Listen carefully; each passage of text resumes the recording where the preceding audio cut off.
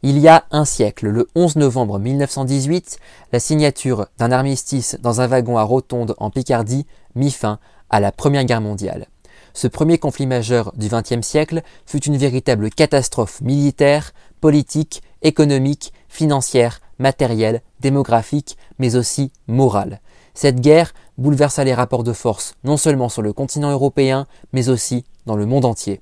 On peut véritablement considérer la Première Guerre mondiale comme le creuset de tout le reste du XXe siècle. En effet, pourquoi ne pas imaginer que l'ensemble des événements ayant suivi la guerre de 14-18, révolution russe, expansion planétaire du communisme, montée du fascisme et du nazisme, Seconde Guerre mondiale, guerre froide, division de l'Europe, décolonisation, déclin des puissances européennes, Royaume-Uni, France, Allemagne, émergence de puissances non européennes, États-Unis, URSS, Japon, ne se seraient pas produits ou alors se seraient déroulés plus tôt, plus tard ou d'une façon différente par rapport à la réalité si cette guerre n'avait jamais eu lieu.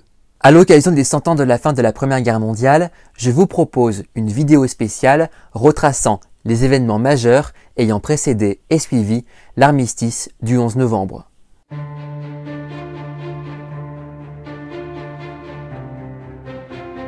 À l'été 1918, l'Empire allemand était dans une situation militaire, mais aussi politique, économique et sociale désespérée. Malgré l'apport des centaines de milliers de soldats venant du front de l'Est, la Russie s'étant retirée du conflit suite à la signature du traité de Brest-Litovsk le 3 mars 1918, les offensives de l'armée du Kaiser au cours du printemps en France et en Belgique furent toutes repoussées par les forces alliées, renforcées par l'arrivée massive des soldats américains.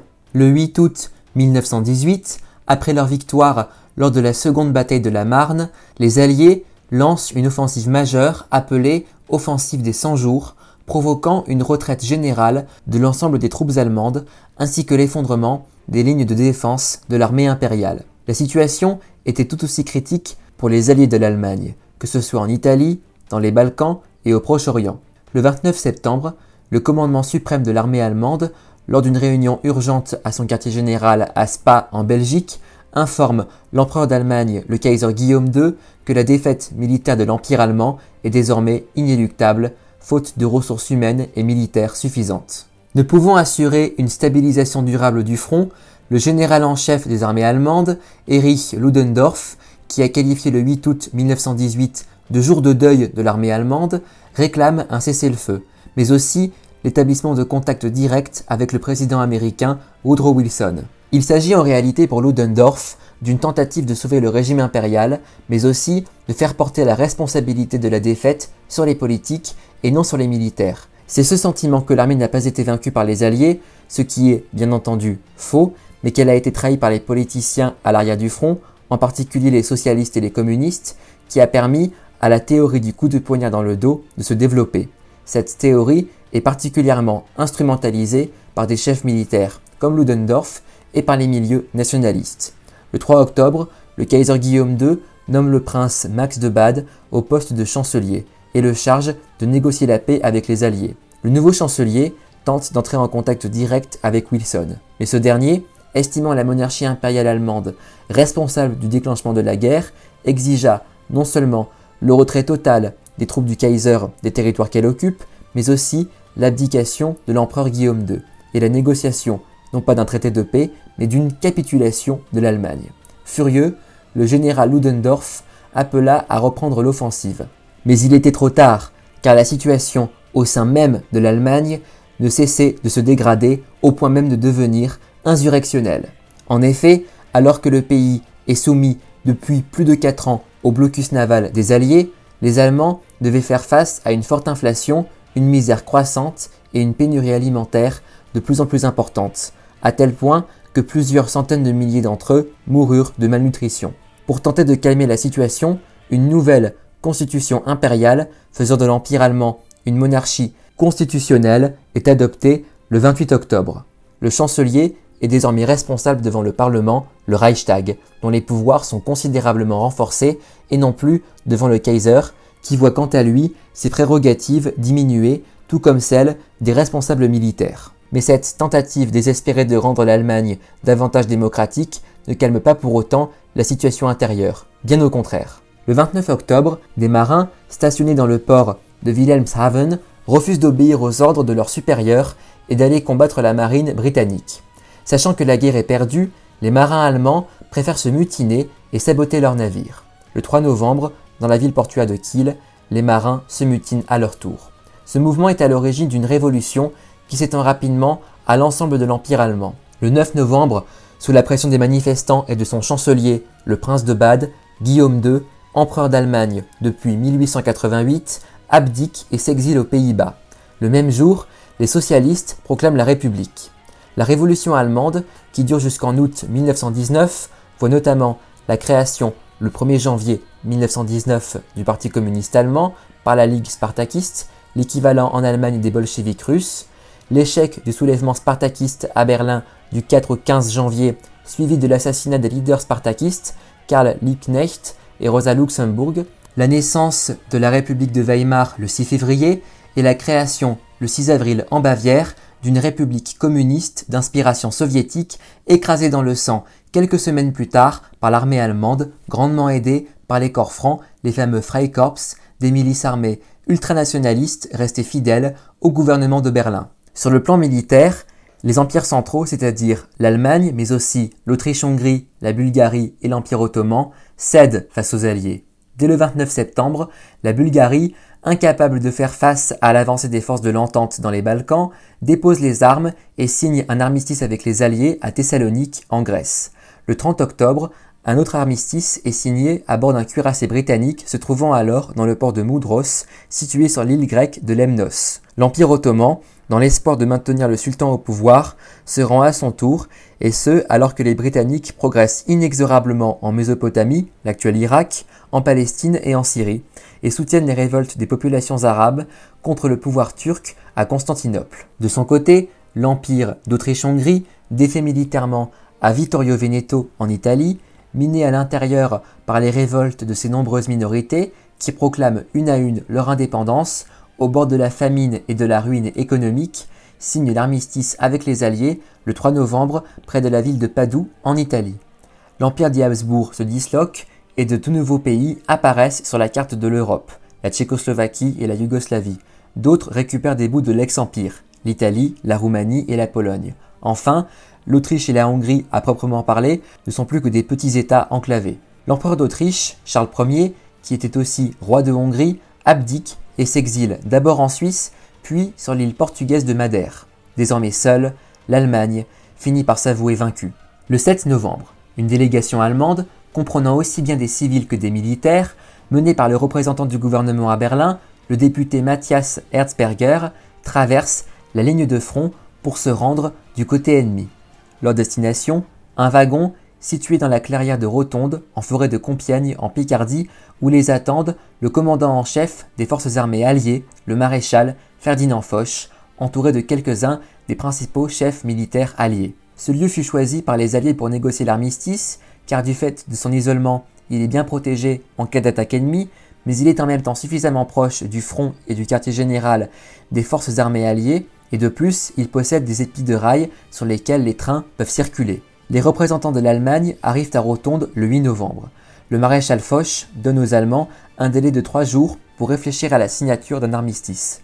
En réalité, la marge de manœuvre des Allemands est très étroite, du fait de la mise en échec de son armée par les Alliés et de la situation anarchique à l'intérieur du pays, le nouveau gouvernement de la Nouvelle République allemande réclamant une fin immédiate des hostilités. Finalement, le 11 novembre, à 5h15 du matin, Matthias Erzberger, représentant du gouvernement allemand, désormais dirigé par le socialiste Friedrich Ebert, signe l'armistice mettant fin à plus de 4 ans d'hostilité entre les Alliés victorieux et les empires centraux vaincus. Cet armistice doit entrer en vigueur à 11h du matin de la même journée.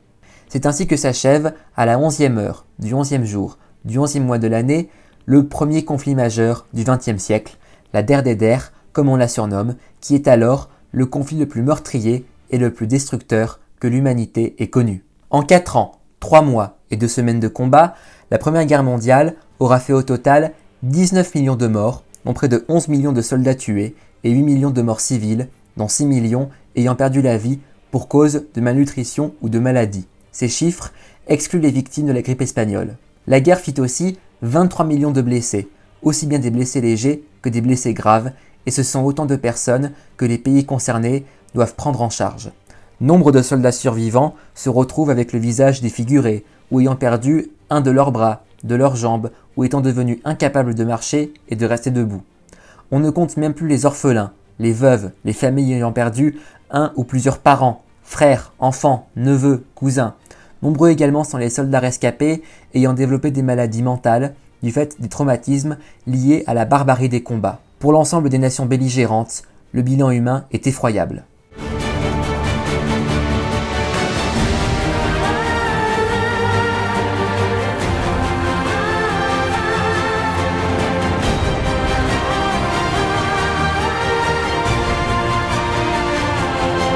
Sur le plan matériel aussi, le bilan est lourd. La majeure partie du nord-est de la France, de la Picardie à la Lorraine, en passant par la Champagne, a été ravagée par les 4 années du conflit. Des villes et des villages entiers ont été détruits, tout comme nombre d'usines, de ponts et de routes. À cause des centaines de kilomètres de tranchées creusées, de l'utilisation d'armes chimiques, de l'impact des obus et des mines installées par les différentes armées, de nombreux champs agricoles sont devenus incultivables pour de nombreuses décennies. Enfin, sur le plan économique et financier, la Première Guerre mondiale marque le début du déclin de l'Europe, tout en consacrant l'émergence des États-Unis comme nouvelle puissance majeure sur la scène mondiale.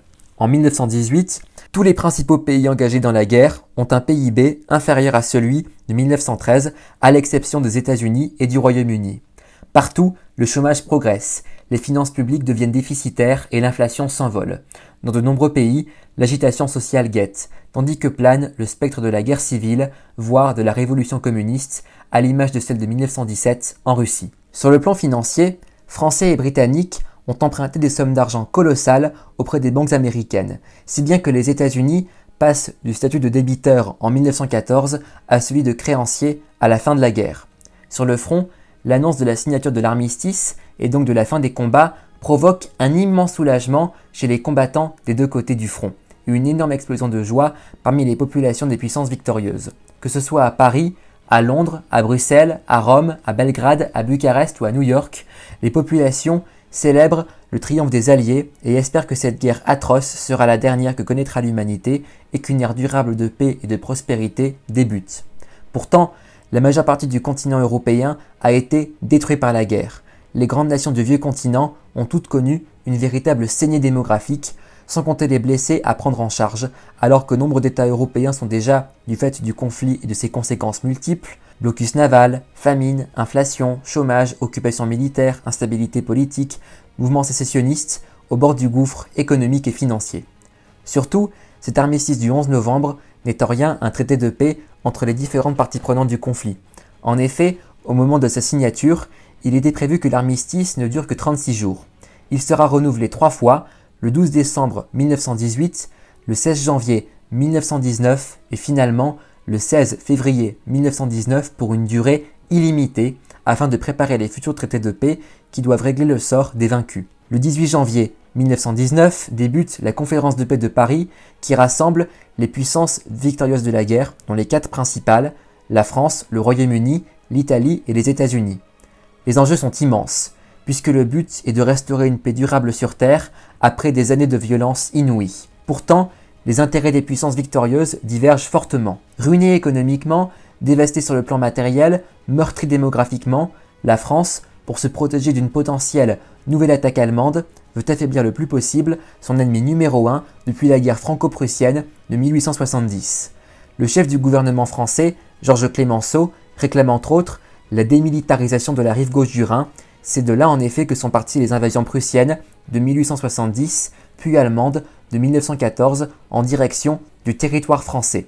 Clémenceau évoque même la possibilité de faire de la rive gauche du Rhin un État indépendant séparé du reste de l'Allemagne ou alors de l'occuper militairement. Ce qui est sûr, c'est que la France va récupérer l'Alsace et la Moselle perdues en 1871 suite à sa défaite militaire face à la Prusse. De son côté, le Royaume-Uni, dirigé par le Premier ministre David Lloyd George, s'il veut également punir l'Allemagne pour son rôle dans le déclenchement de la guerre, souhaite pour autant la ménager car il craint qu'un affaiblissement de l'Allemagne ne favorise un retour de l'hégémonie française sur le continent européen comme au bon vieux temps de Louis XIV ou de Napoléon. L'Italie, représentée par son président du Conseil, Vittorio Orlando, exige l'acquisition des terres irrédentes que les Alliés lui ont promises lorsqu'elle est entrée en guerre contre ses anciens alliés allemands et austro-hongrois en 1915. Enfin, le Japon, qui durant la guerre s'est emparé de plusieurs possessions allemandes en Chine et dans le Pacifique, souhaite simplement être reconnu par les Occidentaux comme une grande puissance à part entière. Mais le principal acteur de cette conférence est sans aucun doute le président des États-Unis, le démocrate Woodrow Wilson. Grâce à leur entrée tardive mais décisive dans la guerre, déplorant des pertes humaines limitées comparées aux autres belligérants, les Américains s'imposent comme le nouvel acteur majeur sur la scène mondiale. Idéaliste, Wilson souhaite bâtir la nouvelle paix globale sur des bases morales. Bien avant la signature de l'armistice le 11 novembre 1918, dans un discours historique prononcé devant le Congrès américain le 8 janvier de la même année, le chef de la Maison-Blanche jette les bases d'une future paix qui reposera sur 14 principes essentiels, ce sont les fameux 14 points. Deux de ces points sont particulièrement importants. Tout d'abord, il y a le droit des peuples à disposer d'eux-mêmes. Wilson considère que chaque peuple doit avoir le droit d'exercer sa pleine souveraineté et, s'il le souhaite, son propre État. En résumé, qu'il soit maître de son destin. Il y a ensuite le 14e et dernier point qui parle de la création, je cite, d'une association générale des nations ayant pour objectif d'offrir des garanties mutuelles d'indépendance politique et d'intégrité territoriale aux petits comme aux grands États. C'est ce dernier point qui inspirera la création de la Société des Nations, la SDN, première organisation internationale ayant pour objectif la sauvegarde de la paix dans le monde en 1920. Mais après plusieurs mois de tractations entre les diplomates des différents pays présents à la conférence de Paris, les différents traités de paix signés entre les Alliés et les puissances vaincues, en particulier le traité de Versailles signé dans la Galerie des Glaces du château éponyme le 28 juin 1919 entre l'Allemagne et les Alliés, suscite davantage d'opposition que d'adhésion. Le traité sanctionne très sévèrement l'Allemagne,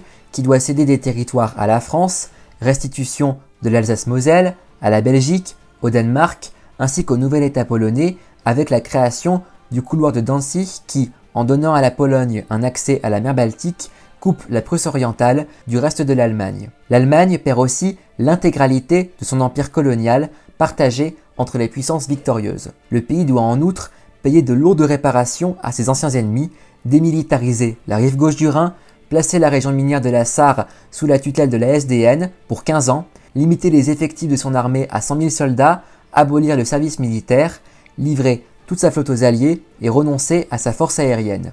Surtout, l'article 231 du traité de Versailles rend l'Allemagne responsable de la guerre, prétexte que les Alliés utiliseront pour justifier les réparations énormes payées par Berlin. Les représentants de la délégation allemande refusent tout d'abord de se plier aux conditions imposées par les Alliés. Mais devant la menace de ces derniers de lancer une offensive militaire sur l'Allemagne, ils n'ont d'autre choix que de signer le traité de Versailles le 28 juin 1919. Les autres traités de paix, signés avec les anciens alliés de l'Allemagne, sont tout aussi sévères. L'Autriche, autrefois à la tête d'un vaste empire qui dominait une grande partie de l'Europe centrale, n'est désormais plus qu'un minuscule État montagneux de 6 millions d'habitants, économiquement instable et dont la capitale, Vienne, est surdimensionnée par rapport à la petite taille du nouvel État. Surtout, au mépris du droit des peuples à disposer d'eux-mêmes, les Alliés refusent le rattachement de l'Autriche, pourtant germanophone, à l'Allemagne, car cela reviendrait à annuler tous leurs efforts d'affaiblissement de cette dernière. La Hongrie perd les 2/3 de son territoire et de sa population. Résultat, 3 millions de Hongrois se retrouvent en dehors des frontières du nouvel État. Quant à la Turquie ottomane, elle ne contrôle plus qu'une partie de la péninsule anatolienne, le reste étant contrôlé par les puissances victorieuses, tandis que les détroits du Bosphore et des Dardanelles sont internationalisés. Seule la Bulgarie, malgré des pertes territoriales au profit de ses voisins, semble s'en sortir. On l'a compris, loin d'être appliqué à la lettre, le droit des peuples à disposer d'eux-mêmes se fait le plus souvent au profit de certains peuples et au détriment d'autres populations, et ce uniquement dans le but de ne pas remettre en cause les intérêts des grandes puissances. Au lieu d'être un véritable traité de paix, le traité de Versailles est davantage un compromis entre les vainqueurs dont les intérêts sont bien souvent inconciliables. En Europe centrale, le tracé des nouvelles frontières, loin de régler le problème des nationalités, crée au contraire de nouvelles tensions ethniques au sein des nouveaux États dont la création doit permettre d'entourer l'Allemagne de nouveaux pays alliés diplomatiquement et militairement à la France. En Tchécoslovaquie, les Tchèques, les Slovaques, ainsi que des populations allemandes et hongroises sont arbitrairement réunies dans un seul et même pays. Sans que les Alliés en aient tenu compte, d'autres Hongrois se retrouvent désormais en Roumanie et en Yougoslavie. En Yougoslavie toujours, les Slovènes, les Croates et les Bosniaques sont dorénavant dominés par les Serbes. À l'est de l'Europe, profitant du chaos de la révolution bolchevique, plusieurs peuples se sont libérés de la domination russe et ont créé leur propre État. La Finlande, l'Estonie, la Lettonie ou encore la Lituanie. Mais d'autres pays se retrouvent dominés par les bolcheviks, à l'image de l'Ukraine. Enfin, on ne peut pas ne pas parler de la création d'un nouveau grand pays en Europe centrale, la Pologne, réapparue après plus d'un siècle de domination russe, autrichienne et allemande. Pourtant, la Pologne, dans ses frontières de l'entre-deux-guerres, abrite également de nombreuses minorités, allemands, lituaniens, biélorusses, ukrainiens, ce qui provoque de nombreuses tensions avec ses voisins allemands, lituaniens et soviétiques. Certains pays victorieux, comme l'Italie et le Japon, n'ayant pas pu obtenir tout ce qu'ils souhaitaient, s'estiment trahis par les Alliés et, à l'image du pays vaincu comme l'Allemagne, basculent dans le révisionnisme. Confrontée à une situation économique catastrophique et devant la menace d'une révolution communiste, l'Italie passe dès les années 20 sous la coupe d'un régime dictatorial dont l'idéologie allait marquer le XXe siècle, le fascisme. Le Japon, quant à lui, se sentant méprisé par les Occidentaux, manquant de ressources naturelles alors que sa population augmente rapidement et que son industrie monte en puissance, tombe entre les mains d'une caste militaire ultranationaliste qui, dès le début des années 30, va lancer l'archipel nippon dans une vaste opération de conquête et de soumission de l'Asie et du Pacifique. Au fil des années, s'opposant de plus en plus aux Français, Britanniques et Américains, l'Italie et le Japon, ayant combattu aux côtés des Alliés durant la Première Guerre mondiale, se rapprochent de leur ancien ennemi, l'Allemagne. Cette dernière aurait été très affaiblie par ses pertes territoriales, la démilitarisation de la Rhénanie, l'hyperinflation des années 20 et surtout par les conséquences désastreuses de la crise économique de 1929, partie des États-Unis et ayant touché le monde entier. Mais dès 1933, sous la houlette d'un ancien caporal autrichien engagé dans l'armée allemande pendant la guerre de 14-18, l'Allemagne prépare sa revanche sur les Alliés avec une politique de remilitarisation à l'intérieur et d'expansionnisme territorial de plus en plus agressif à l'extérieur, soit une violation ouverte du traité de Versailles. Et en 1939, 20 ans seulement après la fin d'une guerre que l'on croyait être la dernière des der qu'ait connue l'humanité, et 20 ans également après la signature de traités qui étaient censés bâtir une paix durable en Europe et ailleurs, le monde replonge dans l'horreur de la guerre. Cette nouvelle guerre mondiale se révélera encore plus destructrice et meurtrière que la précédente. Pourtant, certains avaient très vite compris que ces traités de paix ne pouvaient pas mettre définitivement fin à la guerre et laisser en réalité le temps aux grandes puissances de se remettre de cette première guerre mondiale pour mieux préparer la suivante. Comme l'avait prophétisé le maréchal Foch, ce n'est pas une paix, c'est un armistice de 20 ans. En résumé, non seulement la fin de la Première Guerre mondiale n'a pas permis de répondre à l'ensemble des demandes des nations belligérantes, les intérêts des États impliqués étant souvent très différents, voire diamétralement opposés, mais en plus, les traités de paix portent en eux les germes de futurs conflits. D'un côté, les nations vaincues, comme l'Allemagne, estiment avoir été punies de manière injuste, le traité de Versailles ayant été ressenti comme une véritable humiliation, un véritable diktat. De l'autre, certaines nations victorieuses, telles que la France, estiment au contraire que ce traité ne leur apporte pas suffisamment de garanties en cas de futurs conflits et que leurs intérêts peuvent donc être toujours en péril. Le refus du Congrès américain de ratifier le traité de Versailles et la non-adhésion consécutive des États-Unis à la Société des Nations, la SDN, expliquent en grande partie l'incapacité de cette dernière à répondre efficacement à l'apparition de nouveaux conflits et aux politiques expansionnistes des puissances dites révisionnistes, Allemagne nazie, Italie fasciste, Japon impérial, dans les années 30. Mais malgré tout, cette première tentative concrète, certes avortée, d'une paix mondiale durable inspirera d'autres dirigeants plusieurs décennies plus tard. Ainsi, en 1945, tirant les leçons de l'échec de la SDN et de la paix négociée en 1919, les puissances victorieuses de la Seconde Guerre mondiale fondent l'Organisation des Nations Unies, l'ONU, succédant à une SDN discréditée. Grâce à la présence en son sein de l'ensemble des grandes puissances et malgré toutes ces imperfections, l'ONU s'est avérée bien plus performante et solide que la SDN, au point de continuer à exister de nos jours et d'accueillir la quasi-totalité des États de la planète. Finalement, la grande leçon de l'armistice du 11 novembre est que s'il est facile pour certains êtres humains, dans le but d'assoupir leurs ambitions les plus folles, de plonger l'humanité dans la plus sinistre des barbaries, il aurait cependant beaucoup plus difficile de construire ensemble un ordre plus stable, plus juste, apportant bonheur et prospérité à cette même humanité. En bref, comme le disait Georges Clemenceau, il est plus facile de faire la guerre que la paix.